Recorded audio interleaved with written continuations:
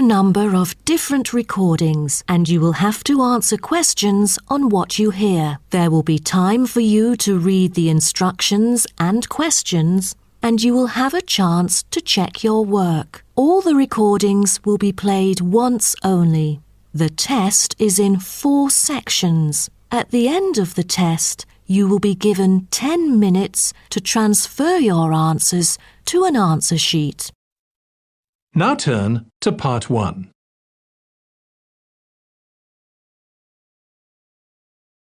Part 1. You will hear a woman calling a tourist information office to ask about a festival. First, you have some time to look at questions 1 to 4.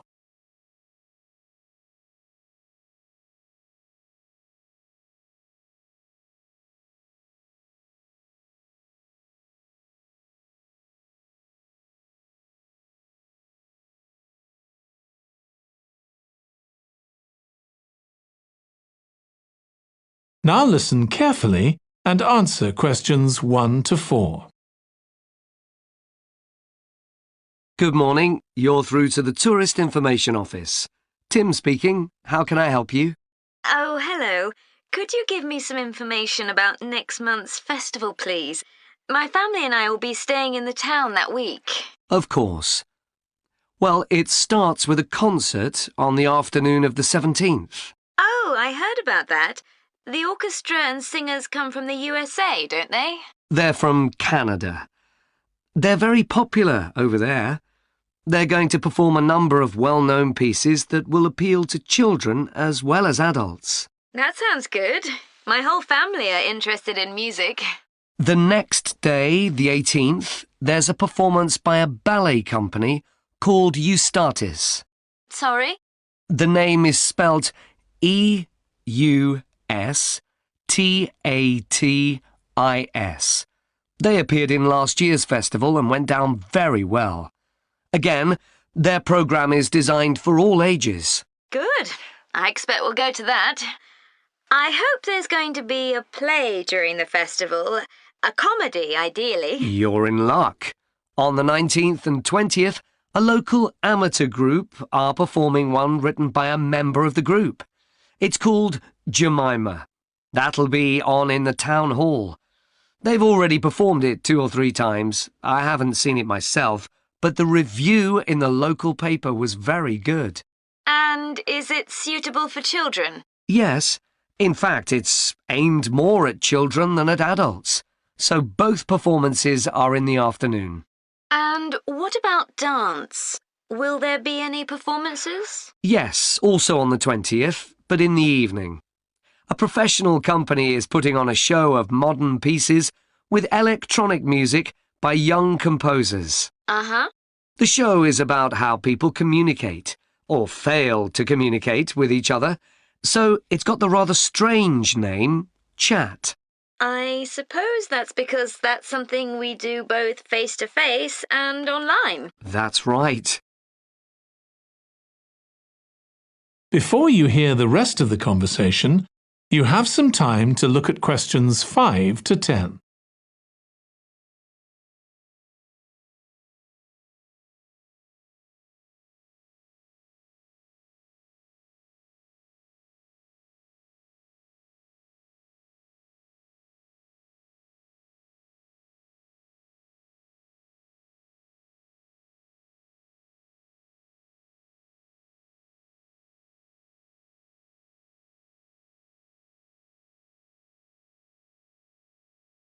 Now listen and answer questions 5 to 10.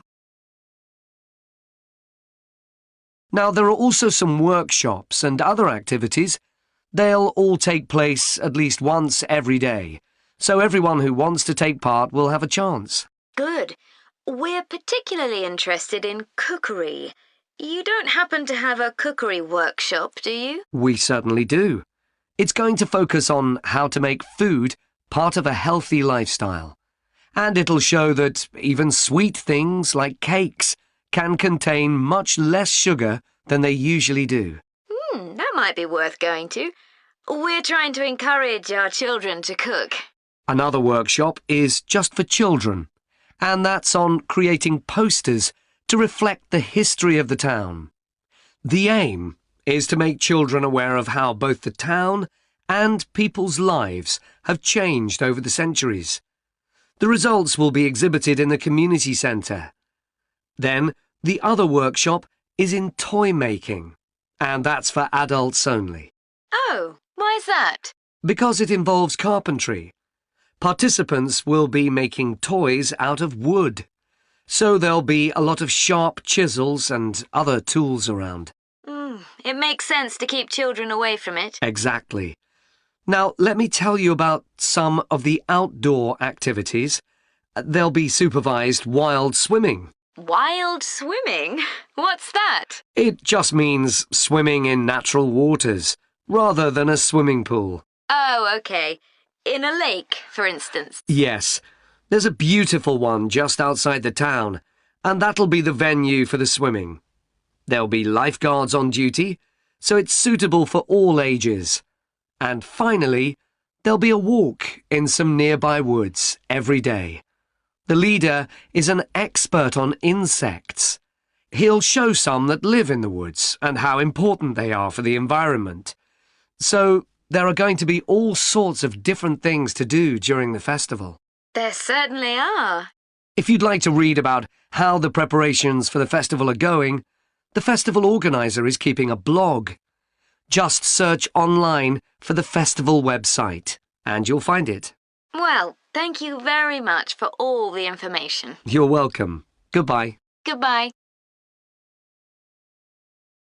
That is the end of part 1. You now have 1 minute to check your answers to part 1.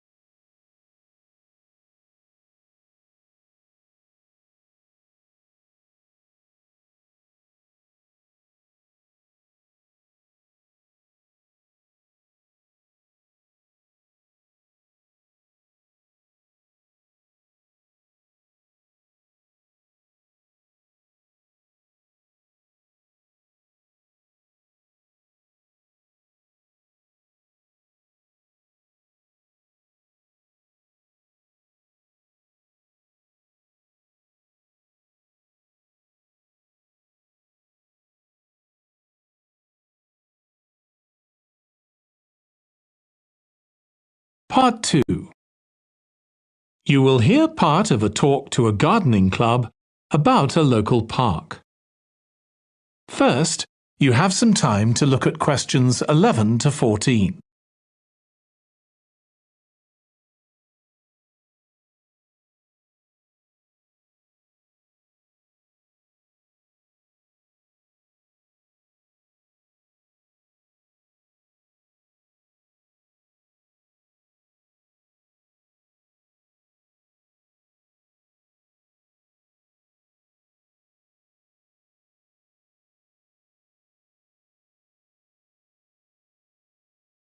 Now listen carefully and answer questions 11 to 14.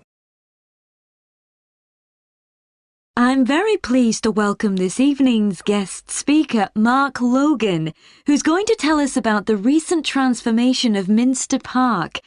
Over to you, Mark. Thank you. I'm sure you're all familiar with Minster Park. It's been a feature of the city for well over a century, and has been the responsibility of the City Council for most of that time. What perhaps isn't so well known is the origin of the park.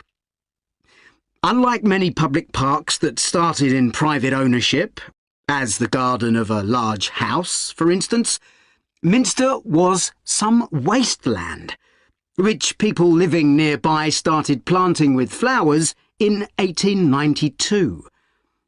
It was unclear who actually owned the land, and this wasn't settled until 20 years later, when the council took possession of it. You may have noticed the statue near one of the entrances.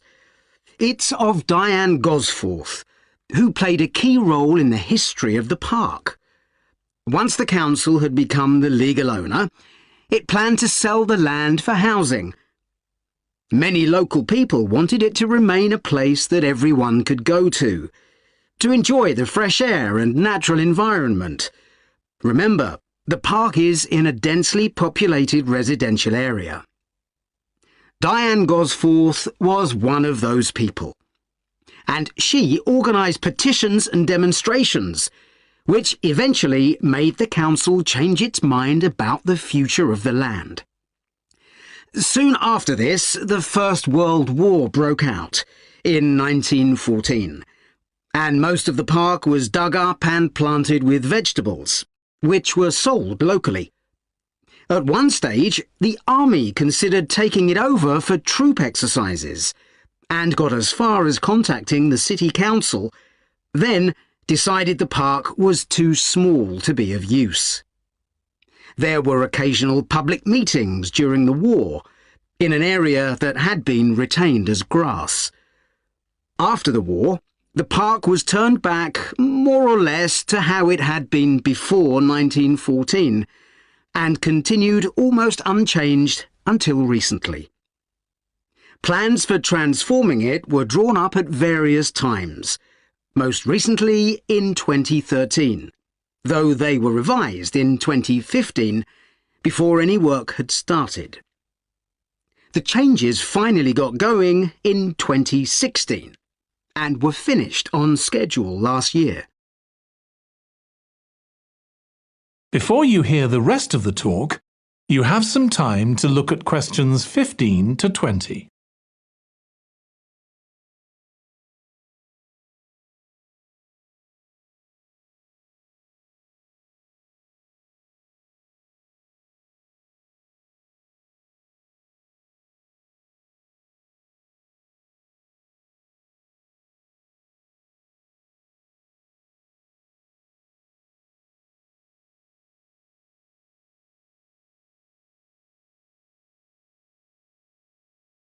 Now listen and answer questions 15 to 20.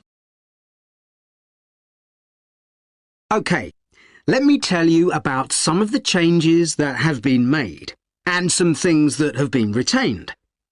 If you look at this map, you'll see the familiar outline of the park, with the river forming the northern boundary, and a gate in each of the other three walls. The statue of Diane Gosforth has been moved. It used to be close to the south gate, but it's now immediately to the north of the lily pond, almost in the centre of the park, which makes it much more visible. There's a new area of wooden sculptures, which are on the riverbank, where the path from the east gate makes a sharp bend. There are two areas that are particularly intended for children. The playground has been enlarged and improved, and that's between the river and the path that leads from the pond to the river. Then there's a new maze, a circular series of paths separated by low hedges. That's near the west gate. You go north from there towards the river and then turn left to reach it. There have been tennis courts in the park for many years, and they've been doubled, from 4 to 8. They're still in the southwest corner of the park, where there's a right-angle bend in the path.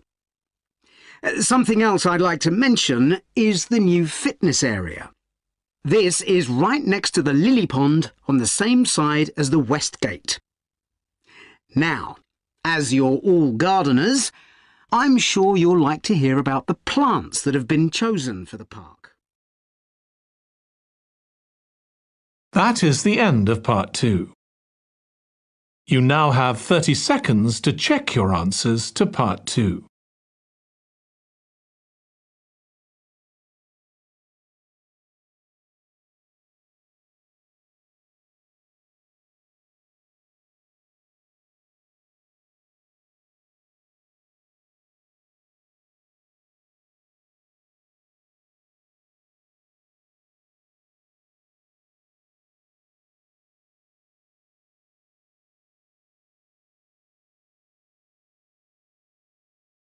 Part 3. You will hear two students of English called Kathy and Graham planning a display on 19th century British life and literature for a university event. First, you have some time to look at questions 21 to 24.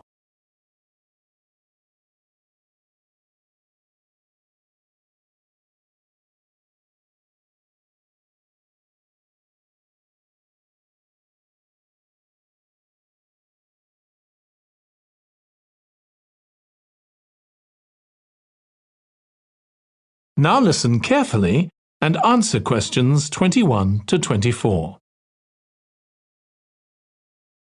OK, Graham, so let's check we both know what we're supposed to be doing. OK. So, for the university's open day, we have to plan a display on British life and literature in the mid-19th century. That's right.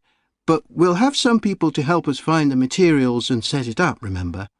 For the moment, we just need to plan it. Good. So, have you gathered who's expected to come and see the display? Is it for the people studying English or students from other departments? I'm not clear about it. Nor me.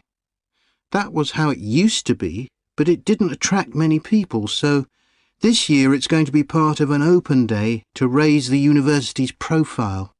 It'll be publicised in the city to encourage people to come and find out something of what goes on here.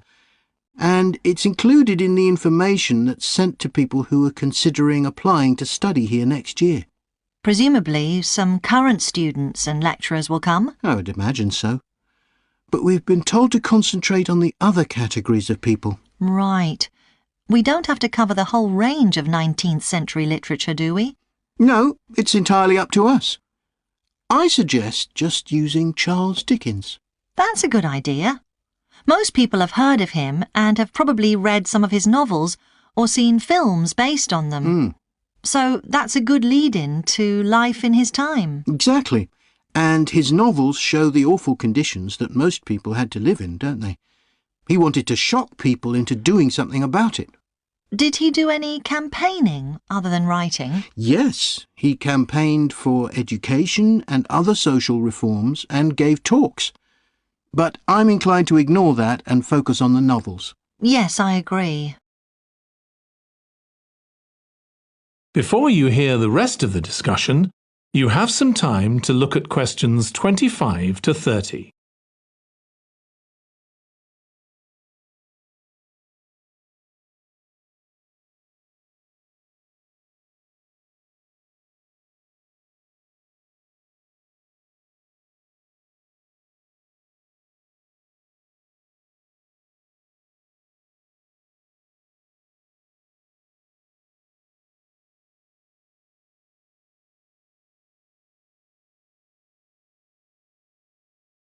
Now listen and answer questions 25 to 30. OK, so now shall we think about a topic linked to each novel? Yes, I've printed out a list of Dickens's novels in the order they were published, in the hope you'd agree to focus on him. You're lucky I did agree. Let's have a look. OK, the first was The Pickwick Papers, published in 1836. It was very successful when it came out, wasn't it? And was adapted for the theatre straight away.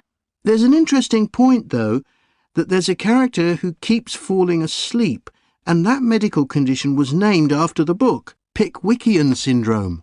Oh, so why don't we use that as the topic and include some quotations from the novel? Right. Next is Oliver Twist. Mm-hmm.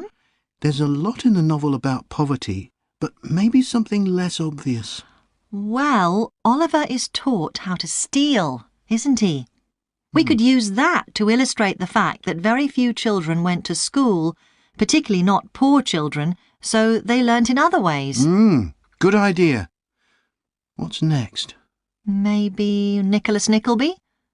Actually, he taught in a really cruel school, didn't he? That's right. But there's also the company of touring actors that Nicholas joins. We could do something on theatres and other amusements of the time. We don't want only the bad things, do we? OK. What about Martin Chuzzlewit? He goes to the USA, doesn't he? Yes. And Dickens himself had been there a year before and drew on his experience there in the novel. I wonder, though. The main theme is selfishness. So we could do something on social justice? No, too general. Let's keep to your idea. I think it would work well. He wrote Bleak House next. That's my favourite of his novels. Yes, mine too. Oh, His satire of the legal system is pretty powerful. that's true. But think about Esther, the heroine. As a child, she lives with someone she doesn't know is her aunt, who treats her very badly. Then she's very happy living with her guardian, and he puts her in charge of the household. And at the end, she gets married, and her guardian gives her and her husband a house, where, of course, they're very happy. Yes, I like that. What shall we take next? Little Dorrit? Old Mr. Dorrit has been in a debtor's prison for years. So was Dickens's father, wasn't he? That's right. What about focusing on the part when Mr. Dorrit inherits a fortune and he starts pretending he's always been rich? Good idea. OK. So next we need to think about what materials we want to illustrate each issue. That's going to be quite hard. That is the end of part 3. You now have 30 seconds to check your answers to part 3.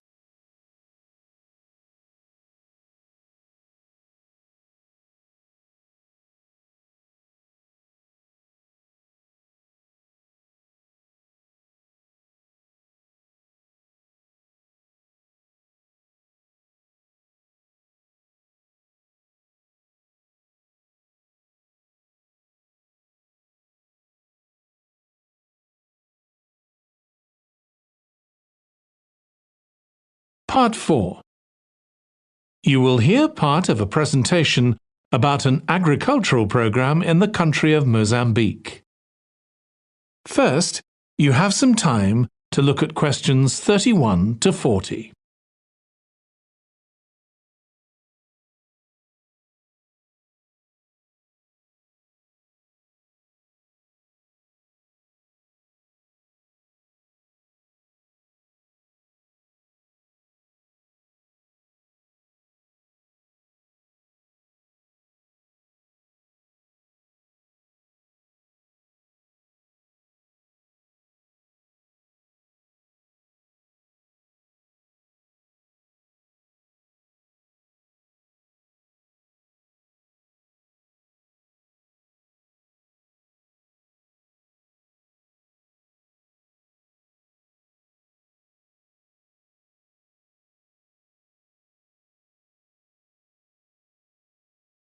Now listen carefully and answer questions 31 to 40.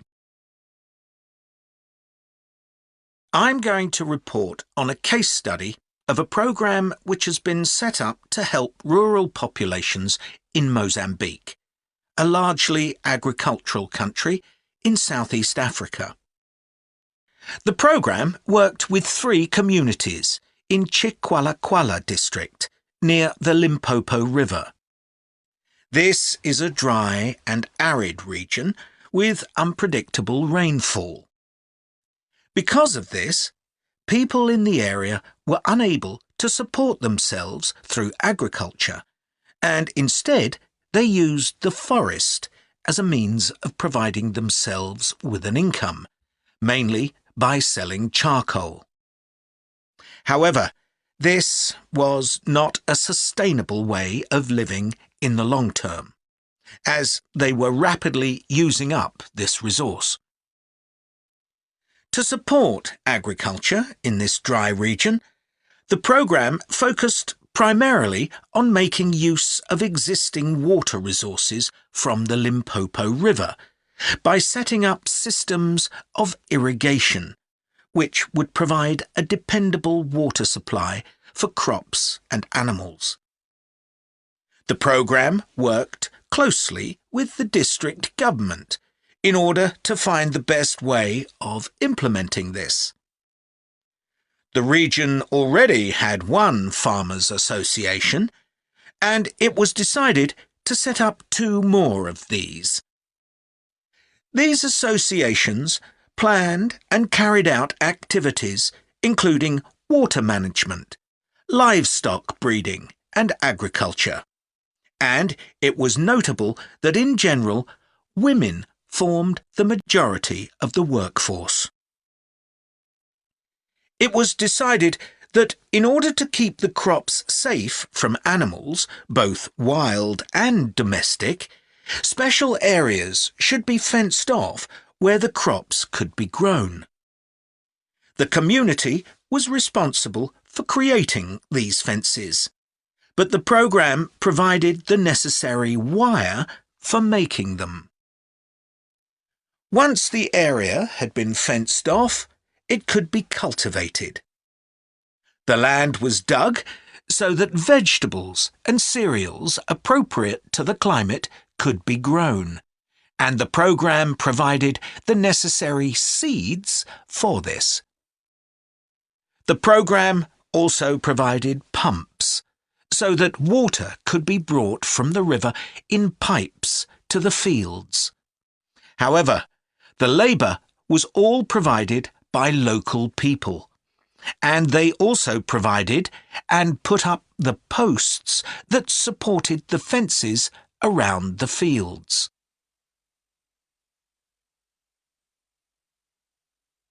Once the programme had been set up, its development was monitored carefully. The farmers were able to grow enough produce not just for their own needs, but also to sell. However, getting the produce to places where it could be marketed was sometimes a problem, as the farmers did not have access to transport, and this resulted in large amounts of produce, especially vegetables, being spoiled. This problem was discussed with the farmers' associations, and it was decided that in order to prevent food from being spoiled, the farmers needed to learn techniques for its preservation. There was also an additional initiative that had not been originally planned, but which became a central feature of the programme. This was when farmers started to dig holes for tanks in the fenced-off areas and to fill these with water and use them for breeding fish, an important source of protein. After a time, another suggestion was made by local people which hadn't been part of the programme's original proposal, but which was also adopted later on.